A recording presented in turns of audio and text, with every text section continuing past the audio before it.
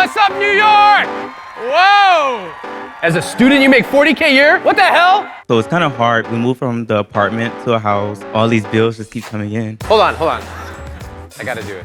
Are you telling me that when you buy a house, there are certain costs you did not account for? How many suits do you have? Probably about 100. What? I'm like tagging along in this relationship. I'm like, well, that's really nice. We get to do cool things because Pam said we could. You want me to just tell you the answer? Yeah. No, that's not how it works. We are living in La La Land right now.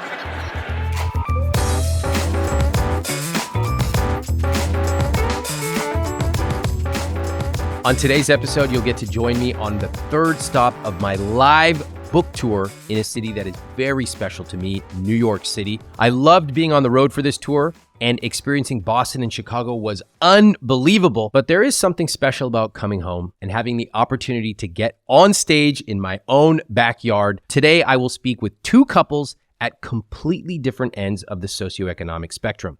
And that is one of my favorite things about New York. We have a huge melting pot of all different backgrounds, culturally, financially, and we get to explore it today.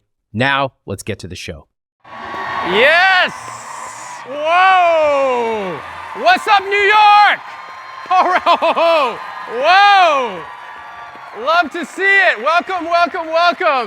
Oh my God. All right. Welcome, everybody. And it feels great to be back in New York. I lived here a long time. I met my wife here.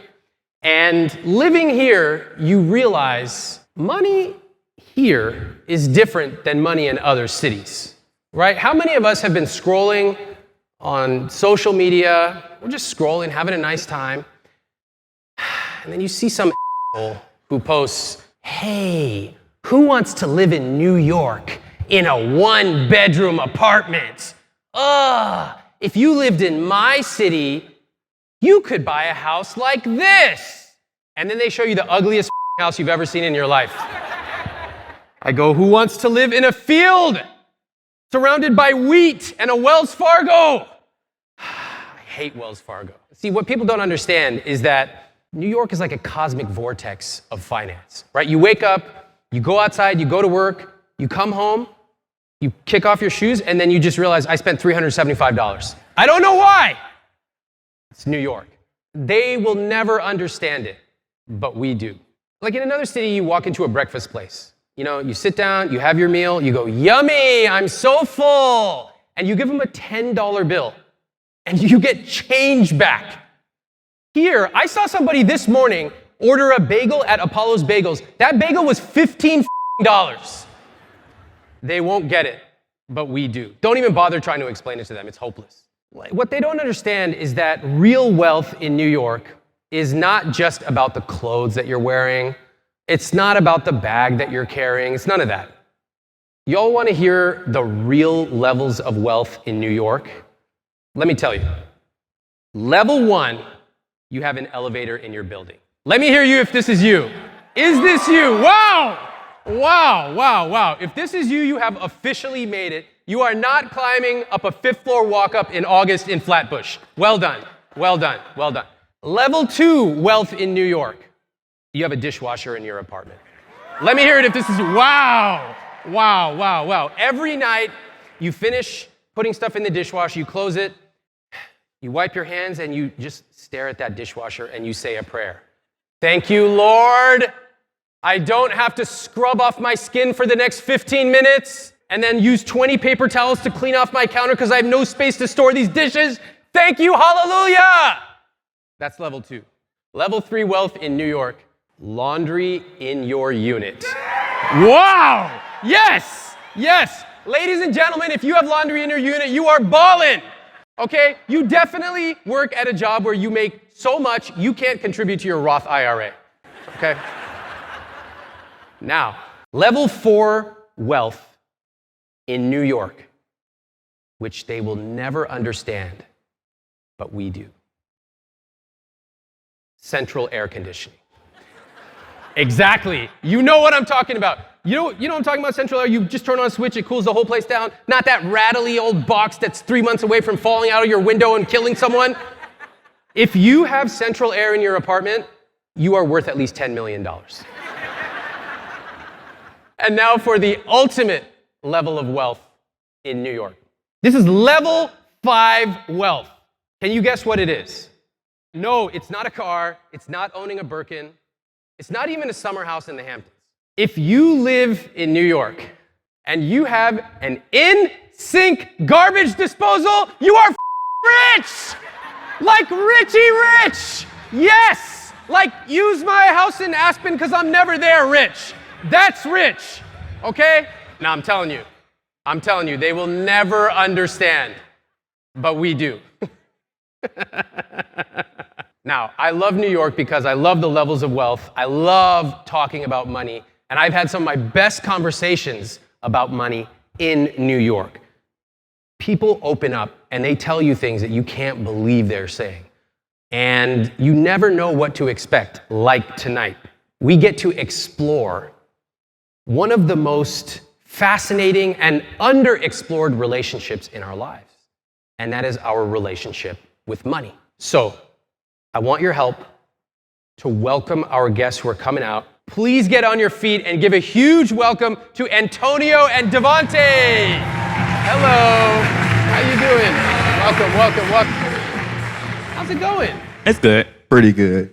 How you all feeling? A little nervous. Nervous? All right. Is this crowd here for them? They are here for you. Thank you so much for being here. Now, who applied to come up here? I did. You did. Okay. Is that normal in your relationship when it comes to money? Are you the more assertive one with money? Pretty much. Yeah. Okay. All right. Now, I understand that you are both young and you both recently bought a house and you're getting married this year. Is that right? Yeah. All right. So you told us that you feel like you're not able to get ahead with your savings goals. Now, before we get into all that, I just want to say, I talk to a lot of different folks, different incomes, different locations, different situations. One of my favorite things in the world to do is to talk to young people, because the fact that you are up here asking the right questions early on is amazing, and you have the time to set your life up the way you want to. So can we give it up for them? Young, asking these questions. Oh my God. You're 23 years old. Yeah. Amazing. How many people here wish they started optimizing their money at 23? Damn, look at that. Look at that. That's got to feel good seeing that. Yeah. It does. You're doing it right. Okay, great. So I want to know a little bit about your financial dynamic. Income-wise, you both earn similar or different incomes? Different. Okay, break it down for me. So I'm a registered nurse, so I earn like 65. So 65K a year. 65, okay. And I'm a full-time college student, and I work part-time, and I have a residential cleaning business. Okay. How much do you make from that? For my cleaning business, this year I made $20,000, and for my part-time income, I make around $20,000. So it's like $40K a year. As a student, you make $40K a year? What the hell? I feel like this is going to be very easy for me. All right, 23-year-old making good money, great. Now this was a role reversal because y'all switched incomes recently. Explain that a little bit. So basically, last year, me and Antonio was in an apartment, and he was going to school full-time in his accelerated program. And I was working part-time, but I was also doing my cleaning business.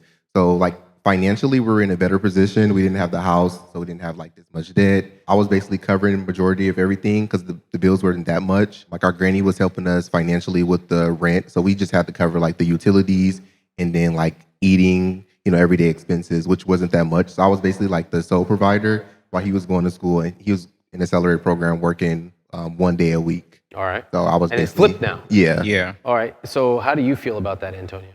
So I'm not used to like per se being like the breadwinner or like provider role. So it's kind of hard because like we moved from the apartment to a house, and then it's like all these bills just keep coming in. What do you mean? Hold on. I gotta do this. Are you telling me that when you buy a house, there are certain costs you did not account for? Well, we did, but I didn't think it was gonna get like that. Thank you so much. Thank you. Feel so good right now. All right. There's a lot of phantom costs in owning, that's for sure. Okay. And you mentioned something. You said, I'm not used to being the provider. That's interesting. How would you characterize each of your financial roles in the relationship? So he usually, like in the past, will handle more of like the bills and stuff. Like I know they're coming, but I wouldn't see them. Mhm. And True. and so like You knew they were coming like spiritually? yeah, like I know like first of the month the rent. Okay. I knew how much the rent cost, but I just knew like it was handled. Okay. Or I'll know like or I'll know like the water bill or something like that Okay. coming. What about for you? For me, I more so handled like saving our money Mhm. or like just planning it out, Hmm. kinda. Okay. What do you say? Like basically what he was saying. Like I would take care of all the bills. I'm kind of like a splurger, so I would kind of like buy us things like take us out to eat and stuff like that. What do you splurge on? Suits. What? Yeah. Yeah. What? Like how many suits do you have? So usually like I travel a lot and I do like a lot of events because I'm a business major. So usually when it's like an event or anything like that, I will always buy a brand new suit to go to the events. Notice how he did not answer my question. How many suits? Probably about 100. What? Are you serious? You have 100 suits? Yeah. Oh my God. What? I did not know that. What am I supposed to do with this information? Like, how do you have enough closet space for that? Yeah, there's closet space, so I make closet space. And then I have like a wardrobe full of the suits. Okay.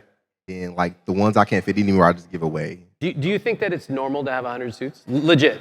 No. What do you think would be like a average amount of suits for a man? Probably 20. Yo. I think that's a good number. We are living in La La Land right now. All right. Okay. I was going to ask if you all were aligned on savings goals, but I feel like the answer is no. We're aligned with like the mission of like we both want financial freedom. Okay. And our definition of that, like per se, like we just want to not have to worry about like money and have like the luxury of traveling because that's our passion. So we are aligned in that sense. Hold on. So financial freedom for you is not worrying about money and traveling. Okay. Do you think you'll be able to achieve that? Down the line, yeah. I think definitely we will be able to achieve it. So like buying this house was like our first like financial investment to financial freedom because like real estate, I believe real estate is the way to get into like to start financial freedom. So that was why the decision for buying the house. So we want to retire before 50. So that's our goal. Okay, got it. That's helpful. Yeah. I like that. Specificity. Okay, great. So Antonio, you're more frugal with saving? Yeah. Like how many suits do you have? I have like probably like 5. 5. All right. So like what do you say when he comes home with another suit? So yeah, he likes every event or conference. He'll go out like, "Oh, I gotta get a new suit." I'm like, "Well, no, you got suits in the closet." And so I kind of just tell him like to like restyle it, but he doesn't want to restyle it. He wants like a new one. So I be telling him like, every time it's not needed. Did you buy a new suit like for this trip? No. Okay. Okay. All right. That's interesting. So right now it's like, it's kind of funny. What happens if you keep that pattern up for the next 10 years where, you're buying a suit and then you're like, do you really need a suit? Why are you buying a suit? What happens as the numbers get bigger and the stakes get higher? I feel like there does be like kind of some tension when it comes to like his splurging in a sense, because like sometimes I feel like it's unnecessary, and I feel like if it keeps going on, it's like we're going further and further from like our goals. If you had $10,000 extra, what would you do with it? I wouldn't buy no more suits. I think I have enough suits. I would probably say buy another house or invest into another like real estate property or something like that. Okay, so if that's the case, then if you have like $500, sounds like you go and buy another suit.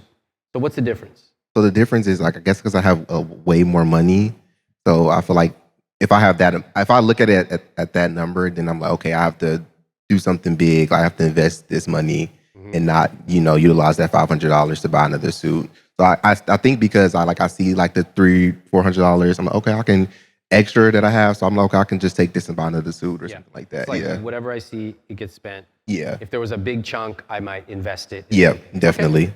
Antonio, when you think about the 100 suits, etc., how does it make you feel? I would get annoyed for that reason. Like for me, like 15 suits is annoyed. Like 40 is a different word and 100 is a different word. Yeah. What do you think? That's me. You tell me. Well, yeah, I feel like it gets kind of like excessive in a sense because it doesn't need to be splurged like that. Yeah. That's why I'm trying to understand this idea, because you described yourself sometimes as a splurger, Devonta, and then you tell me of 100 suits, that's what you splurge on. You know, sometimes I ask people, what would you spend more money on? And if they like to eat out, they will go, oh, I would eat out 4 times a week. I think in your case, it's I like suits, I would buy 100 suits. And sometimes I ask them, what if you ate at a nicer restaurant? What if you got a custom meal, a custom suit made? Have you ever thought about that? No, I haven't. Really? Tell me more. So no, I haven't really thought about like that. I don't know. Like it just for each event that I like want to attend, I just want to look nice and want to, stand out. So that's why I, buy another suit. Is the idea that deep down is the belief more is better? I would say kinda, because growing up, like both of my parents were on Social Security, so they have 5 kids, so they didn't have there was no money like for us or anything like that, and then I didn't have the money to like go get new clothes and like I want to, or just dress nice and look nice. So I think as I got older and I got access to this money and I'm going to these different events and I'm seeing these like industry leaders looking nice, I kind of want to resemble that or, like embody that. So that's why I go out and make sure I look nice. And like first impressions is key for me. Mm-hmm. I get all that. I don't get the 100. So like what I'm trying to get at is I don't mind nice things. I like them too.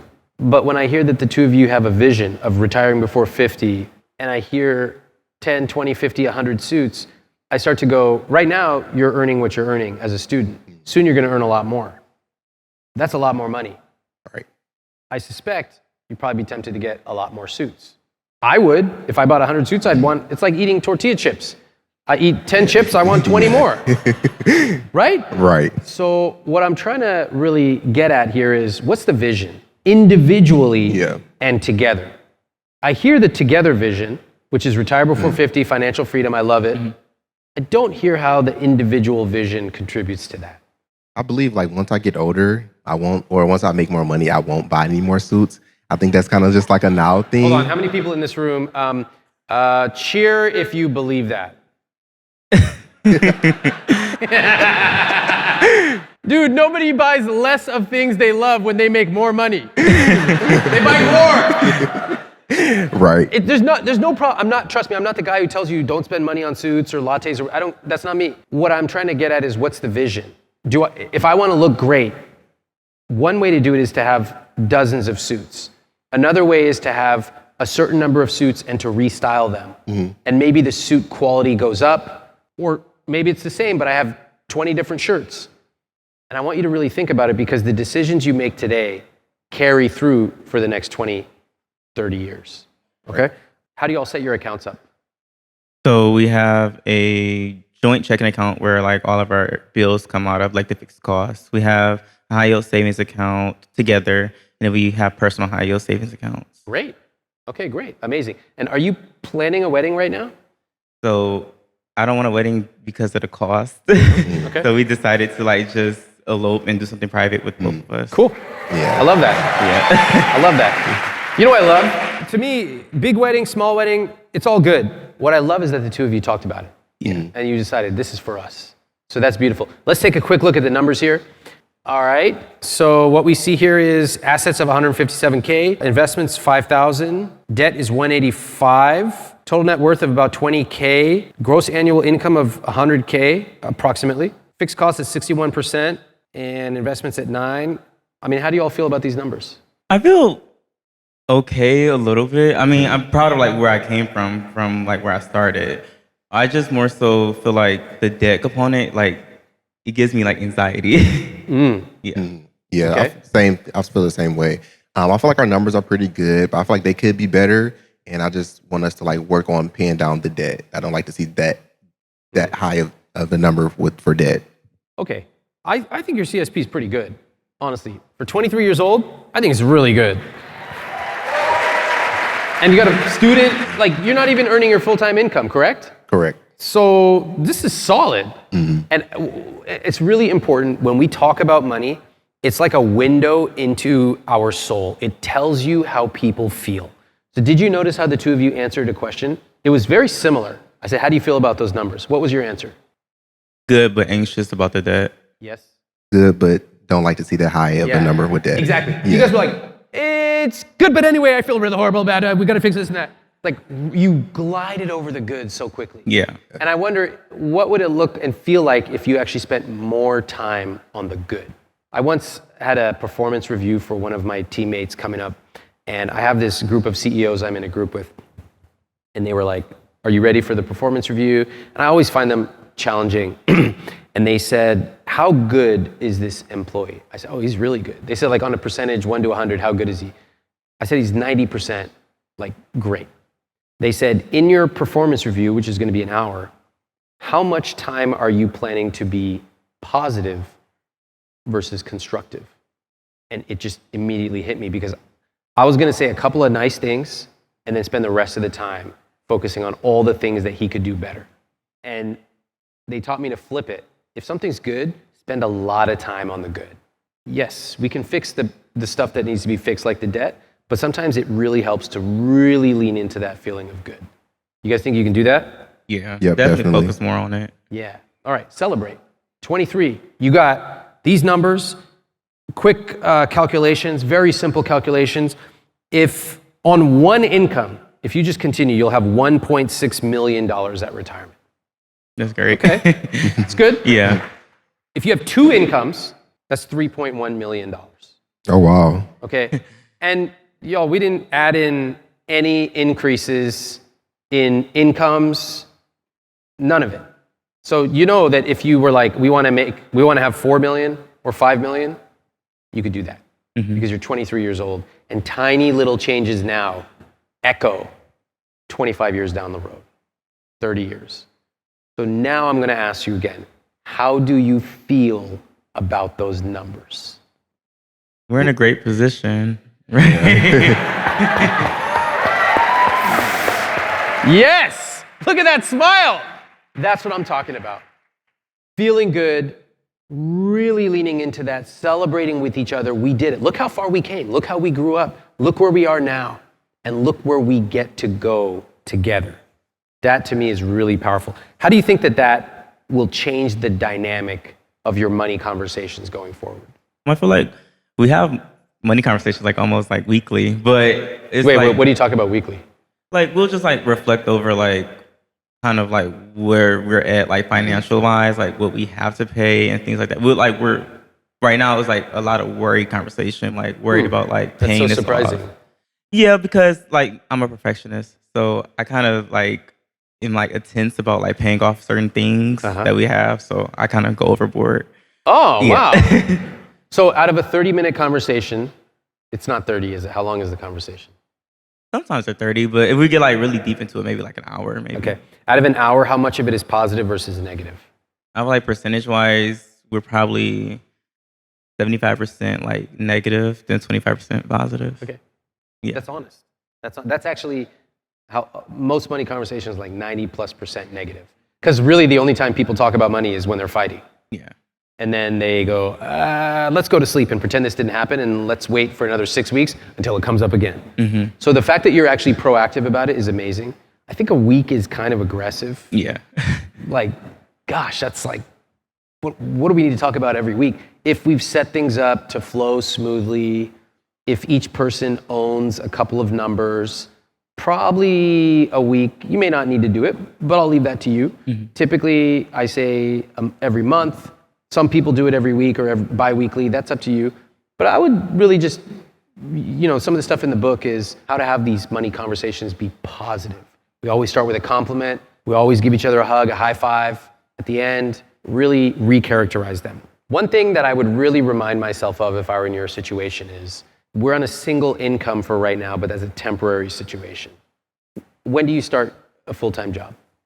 So potentially fall of 2026. Do you know how much you'll make when you start that? Yeah, so starting salary is about 75 to 85K.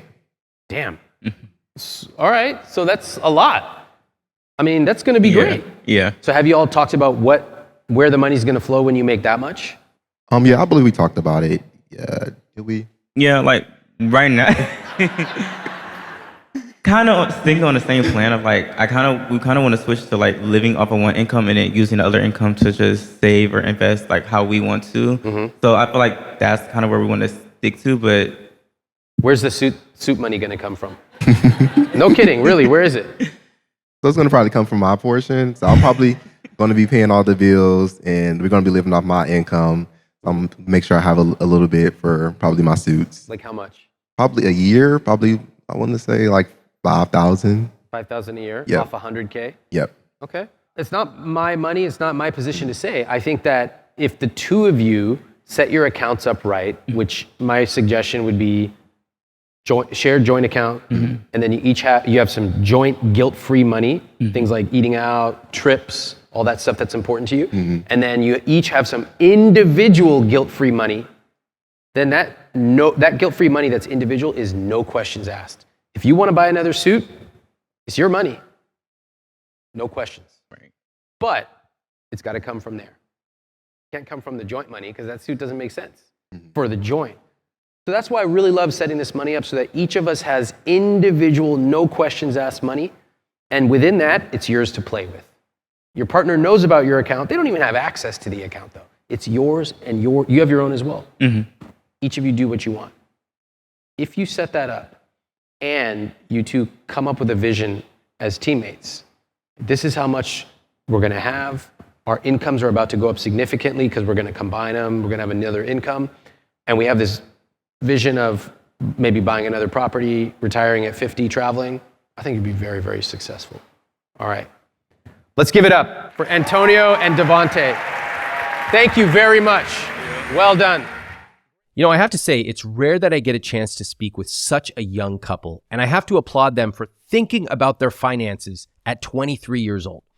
And hearing their story is a great reminder that how we talk about money influences the way we feel about money. And in order to feel better about money, we could probably benefit from spending a little bit of time celebrating how far we've come, as opposed to just dwelling on what we don't yet have. Wait until you hear their follow-ups at the end of this episode. I am blown away by the progress they've made in a really short time.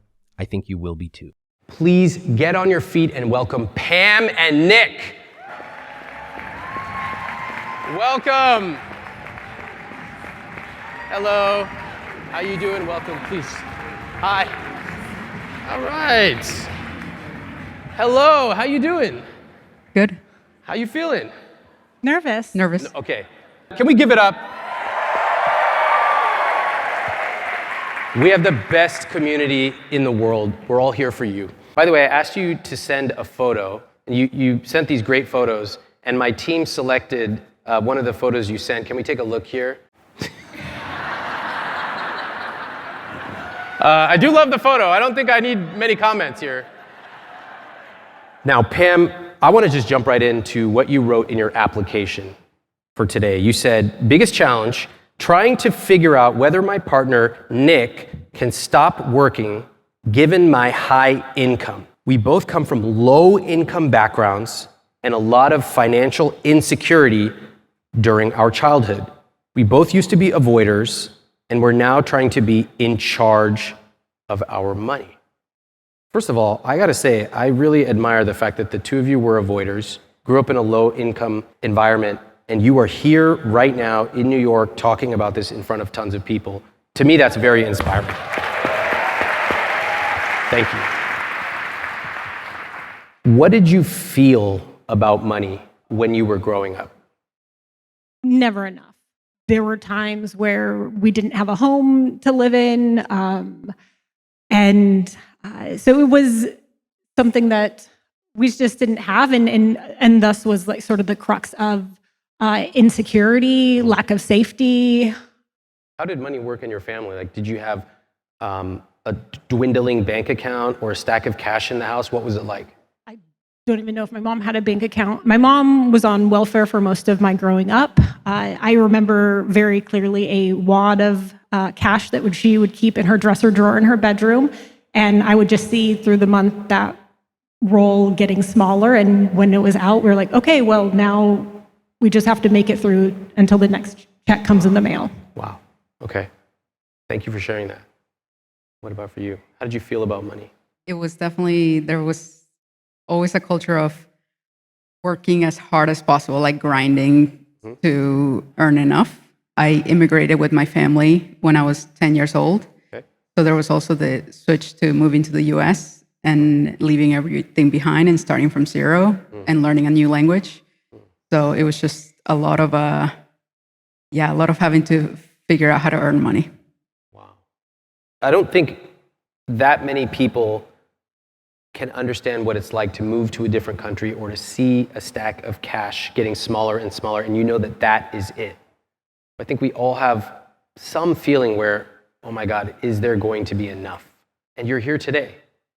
You're here today because your financial situation has changed considerably, but there's some other issues, some other psychological and communication challenges I think still remain. Pam, how did you get into your current industry, tech?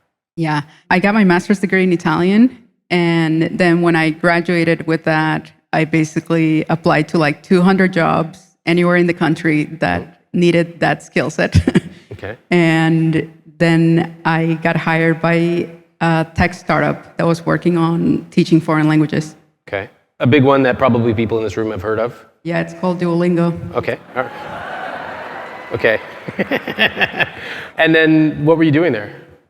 So I was working as a language expert, helping to create course content. Okay. So like all the weird sentences. Cool.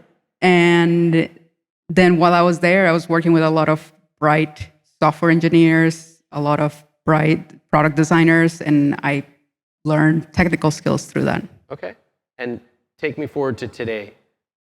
Where are you now? What do you do? So now I work in software engineering. I do like large-scale program management. So you said, quote, I had no business in tech, but I kept learning and getting promoted. Pretty amazing. Pretty amazing. Can we just take a look at the numbers? Okay, Sure. Pop them up. Let's take a look. Gross monthly income, if I just net it out for you, is $633,000 a year. That's what I love. That's what I love. You know, sometimes I have couples, they have all different incomes that come on stage. Sometimes they're in huge debt, sometimes they have huge incomes.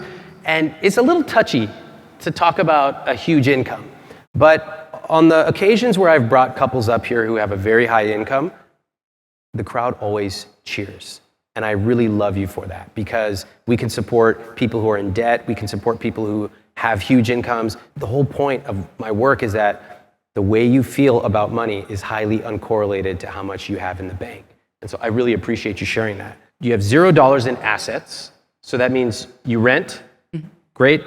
Your investments are $865,000. Fantastic. Savings, $69,000. Debt, $228,000. That's all my student loans. Okay, we'll get to that. And I mean, the rest of this is like fixed costs are 38%. Yeah, that's what happens when you have a super high income. How do you feel about the numbers? Amazing. Great. Wow. Thank God. I don't have to talk to another high earning couple that goes, oh, I don't know, 630, is it enough? Great. I love that answer. I feel amazing. Great. How about you? How do you feel about the numbers? I feel like I'm really fortunate. My contribution is significantly less in terms of the totals, and I also come along with that debt component. Right. I feel fortunate to be where we are together.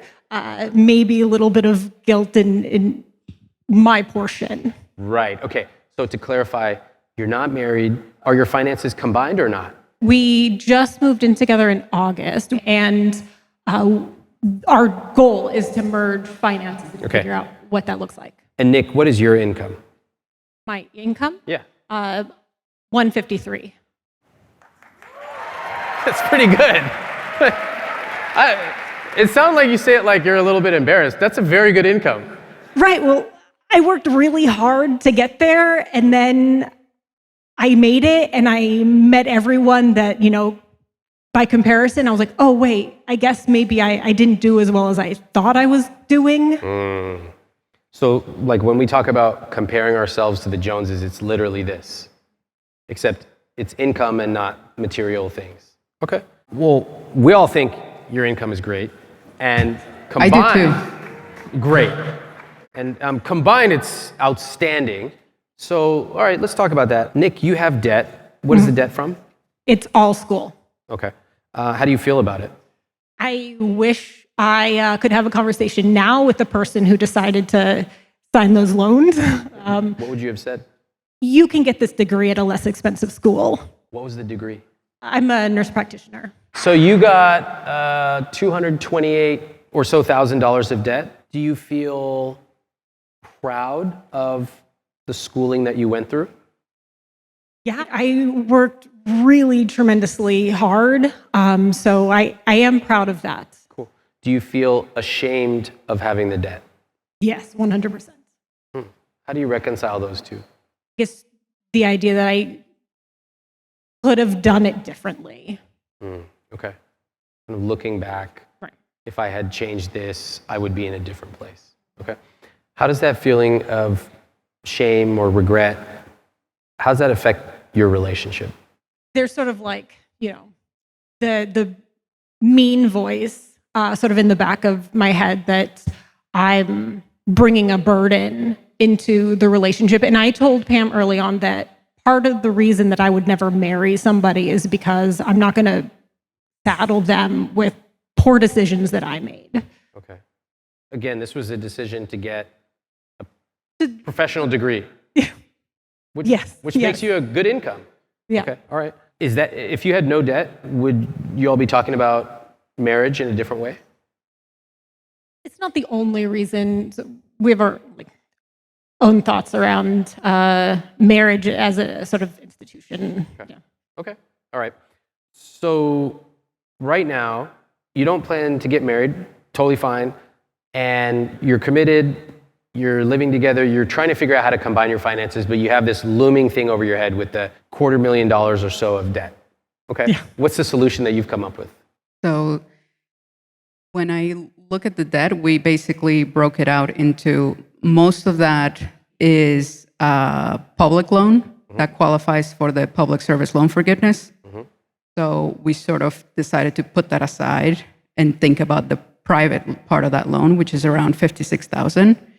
And like Nick upped her contribution to try to sort of get out of that debt faster. And I offered that I would like to contribute to that, so she's contributing like $1,700, and I'm starting to contribute $2,000 extra. More than her. On top of hers. Yeah. Okay. I want everyone to think about what you would do if you're in this situation. It's quite interesting, right? Lots of layers. How would you approach it?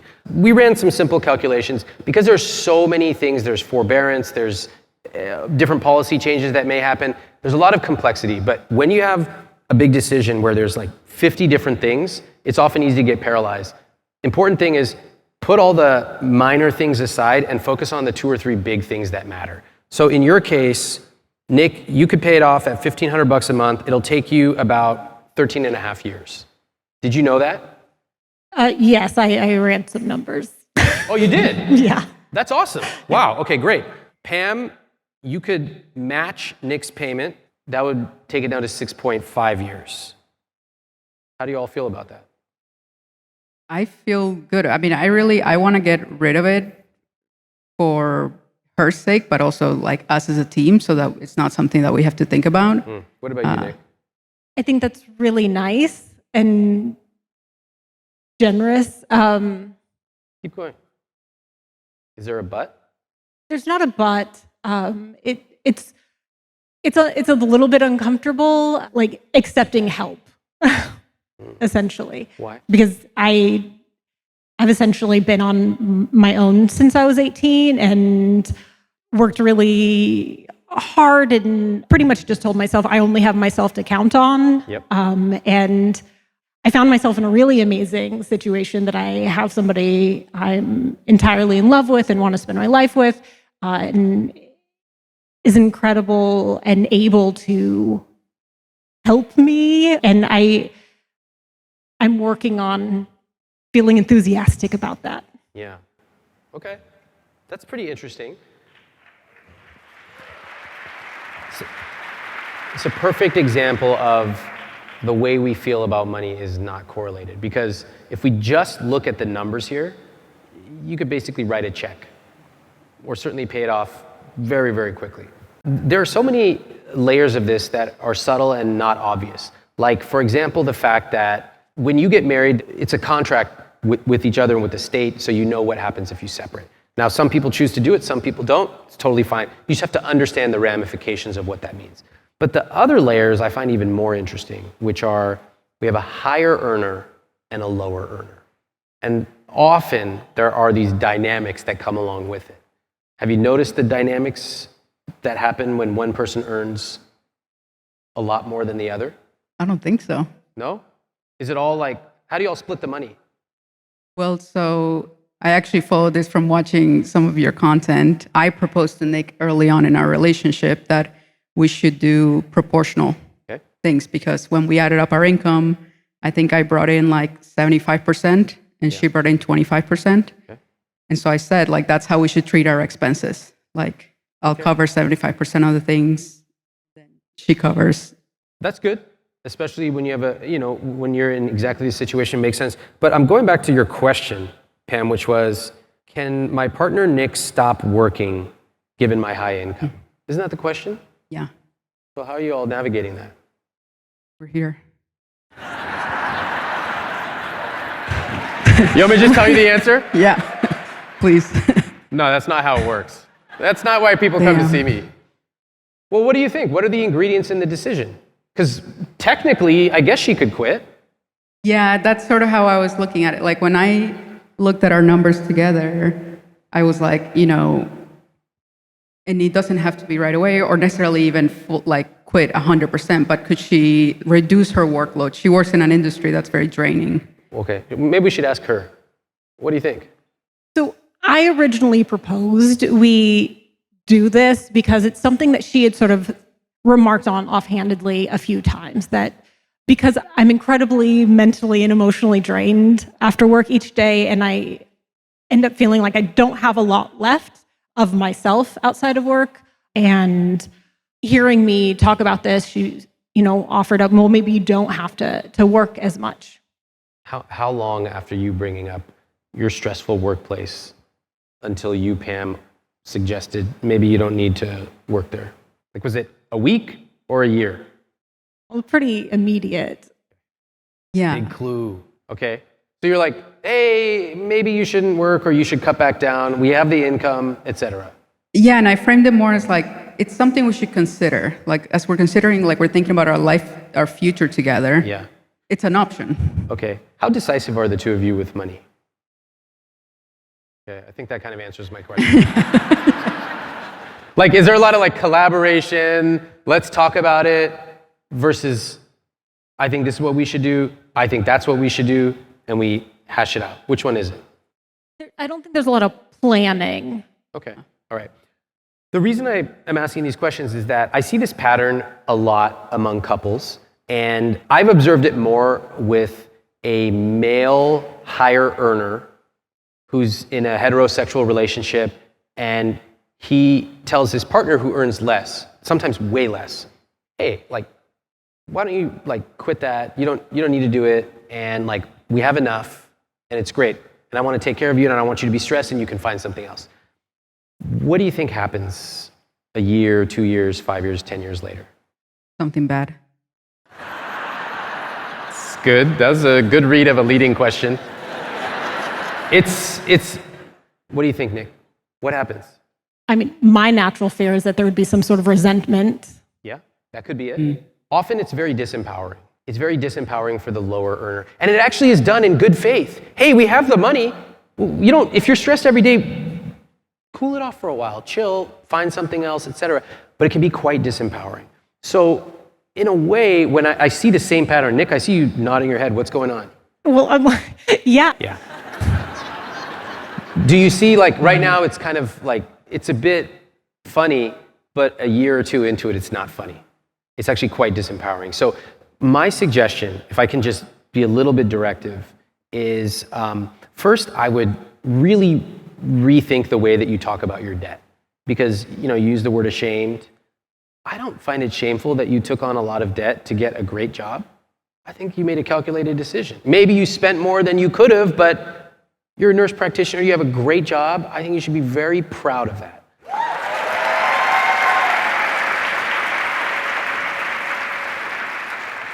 And then next, I would really encourage you to put more skin in the game for your finances. So just because, Pam, you earn more, actually think that you should be asking Nick, what do you think? What's your plan? And Nick, you've got to take the lead. If you want to make a proposal where you say, look, I'd like to pay this debt off, I'm going to pay this much, it would be really nice, although you don't have to, if you could contribute X dollars, or I'm going to take a vacation or speak to my boss or find a different way of a lifestyle adjustment. But it's got to be you leading it because it's your debt. And trust me when you do that, the fact that you already ran your numbers is very impressive. Most don't. If you do that, you're going to feel more empowered. You're actually going to be substantively more a part of the financial conversation. And the two of you should always remember, just because one person makes more does not make them more valuable. So many different ways to contribute to a relationship, but you've both got to be active in it. How does that sound? Great. Okay, so the new theme is teammates. If I can gently suggest, the new theme is decisive with money. You can run the numbers, make a decision. You can always reevaluate it 12 months later, always. If the two of you can do that, I think you'll be very, very successful. All right? All right.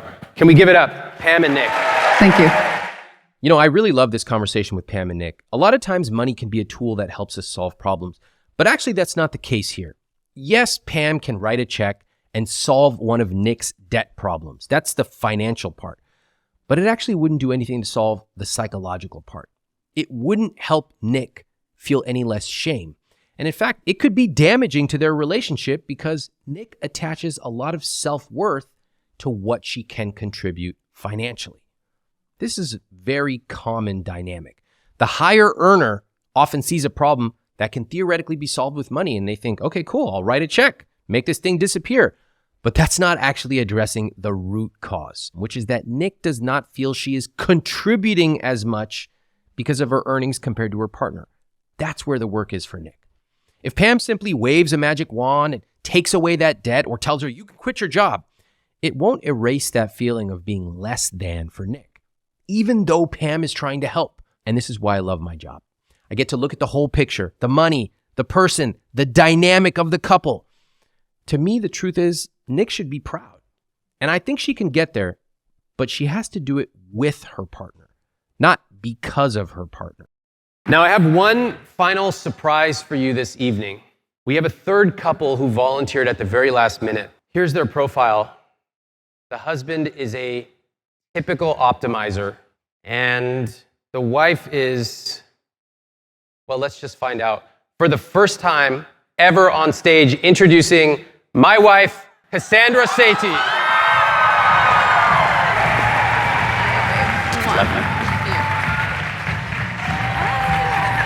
Whoa, how come you get more applause than I do? Wow, welcome. Thank you. Okay, hey, everyone. Hey, what's up, Brooklyn? How does it feel to be out here? It's so cool. It's so cool to see everyone. I'm usually in the audience, so it's cool to be up here. Thank you for being here. Okay, I have some questions because you've never been on stage before. No. And you are highly requested by my entire community.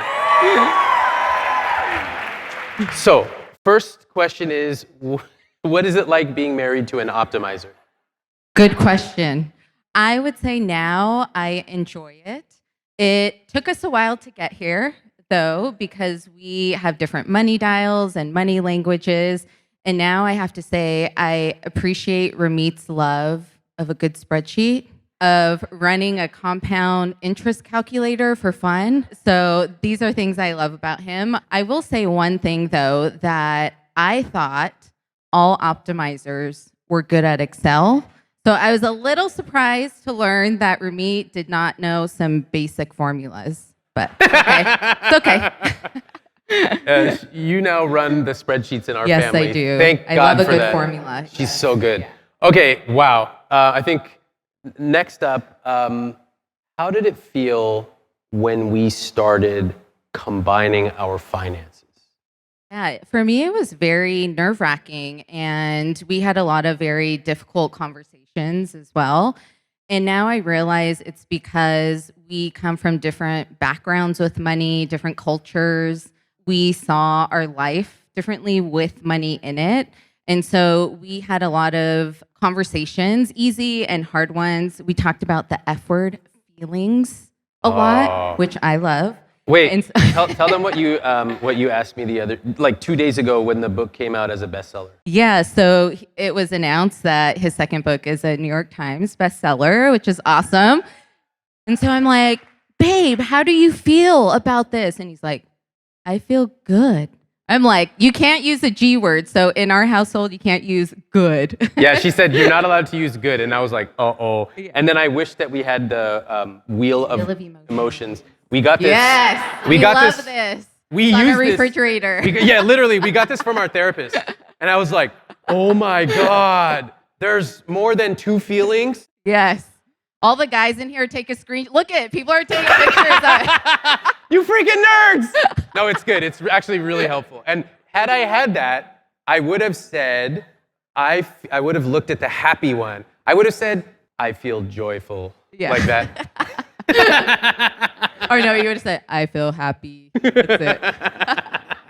That's a true work in progress. Okay, final question. What do you wish you knew back then, like early on in our relationship, that you know now? Yeah, I would say the power of doing individual work on money mindset really set us up to have a strong foundation together. So I did a lot of work with reading books. I hired a money mindset coach, and it also coincided when I started my business. So that was awesome. So we did a lot of work individually, and that has really paid off for us in the long term. That is very true. Mm-hmm. Give it up. Yeah.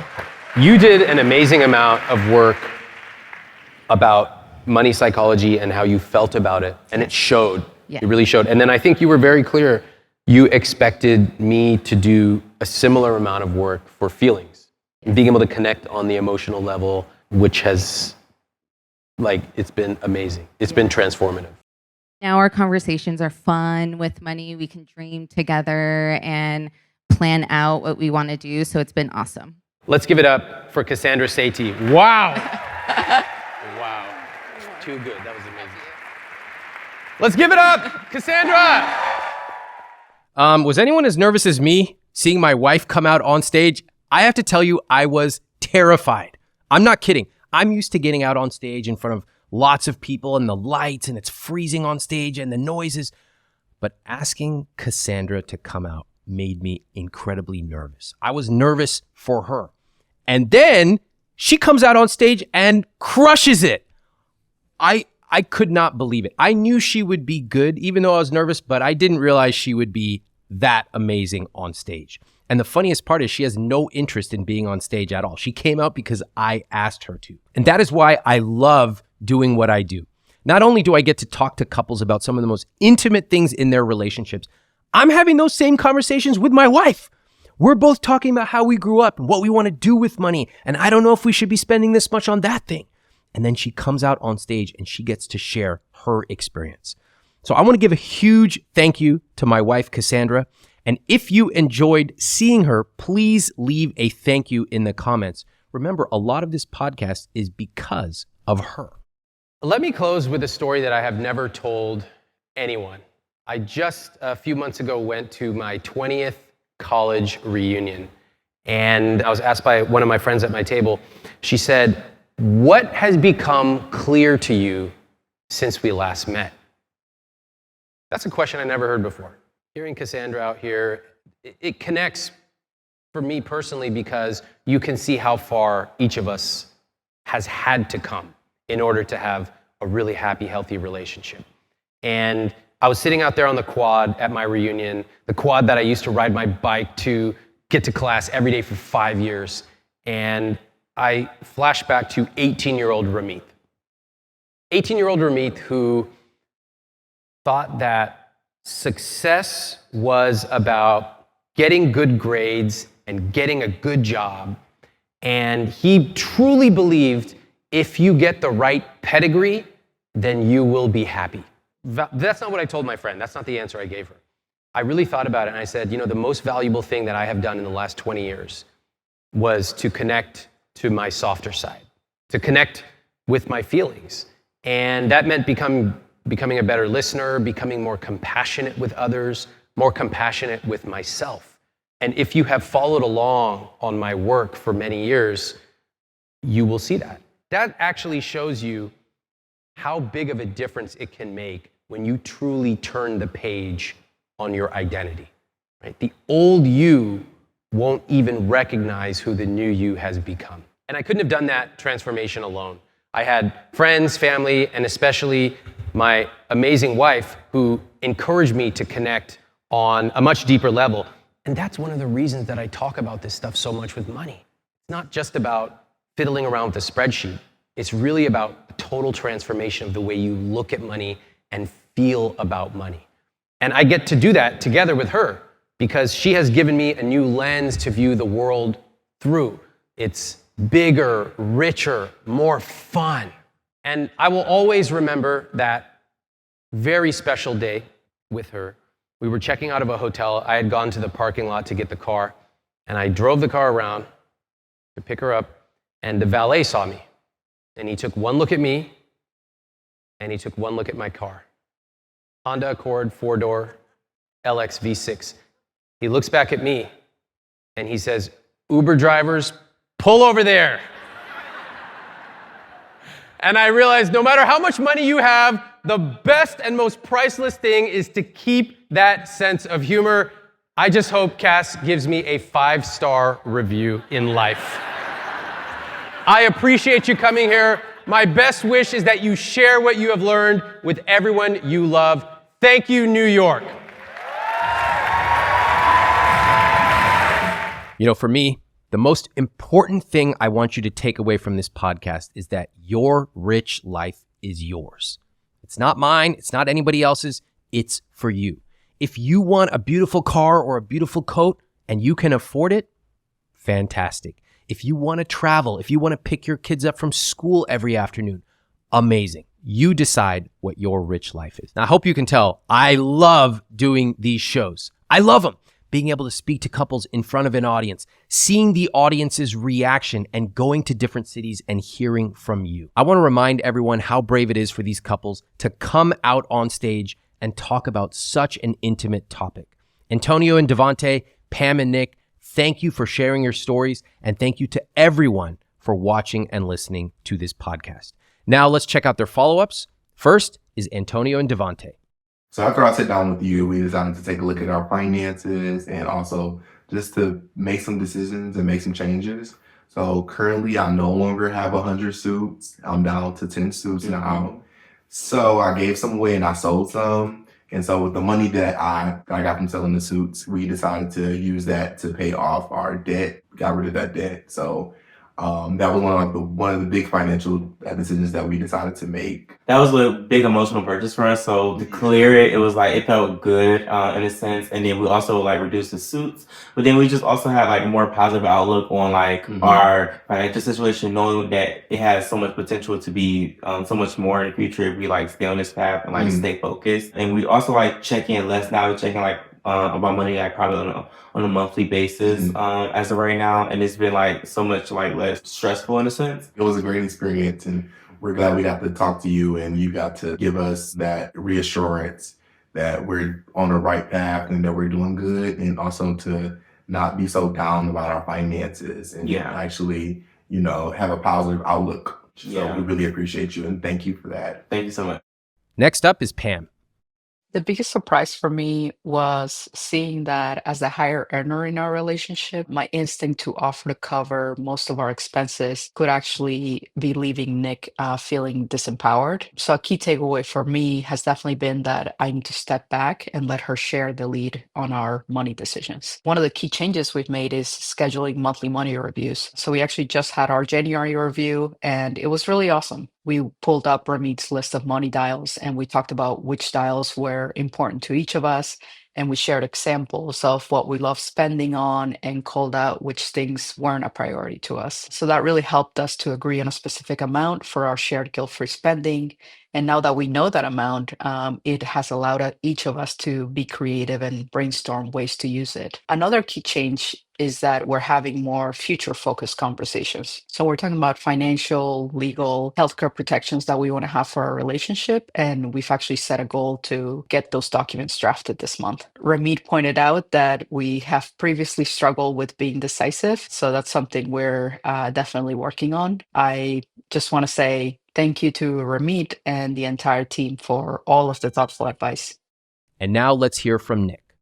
I've always been really avoidant when it comes to money, but I didn't recognize how that was translating into my relationship with Pam. And we pride ourselves on functioning as a team and not being an active participant when it came to our shared numbers. I was really leaving her on her own to take the lead, and I was mostly just feeling lucky to be there. I've fully engaged, often initiating discussions myself, and that has really provided fruitful opportunities to collaborate and dream towards building our rich life. The major sources of financial stress and really shame were my student loans and feeling behind in my retirement savings. I've increased my contributions to my employer retirement account from 6 to 16%, and so I'll be maxing that out this year. For my loans, I created a plan to pay off my private student loan before the end of the year, while my federal loan is in deferment. And since that loan qualifies for public service loan forgiveness, it will be eligible for forgiveness after 75 more payments, which means I would be debt-free in a little over 7 years. So there have been so many small but decisive changes made since we began this process, and they all add up to me feeling a lot more confident, which is not something that I ever thought I could feel about money, and also really optimistic about our future.